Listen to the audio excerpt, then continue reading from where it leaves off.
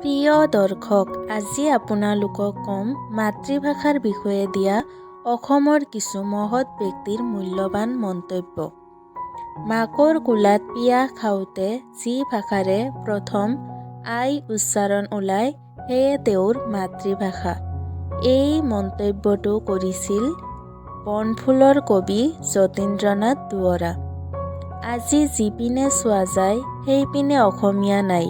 অসমীয়া মাত কথা ক্ৰমে শুনিবলৈ নোপোৱা হৈছে। ইয়াতেই আমাৰ দুৰ্দশাৰ অন্ত পৰা নাই। চিৰকাল অসমীয়া ভাষা কোৱা কিছুমান মানুহেও আমাৰ প্ৰাচীন দেশখন খণ্ড বিখণ্ড কৰিবলৈ আন্দোলন কৰিব লাগিছে। কোনে অসমীয়া ভাষাক ৰক্ষা কৰিব? কোনে অসমীয়া জাতিক ৰক্ষা কৰিব?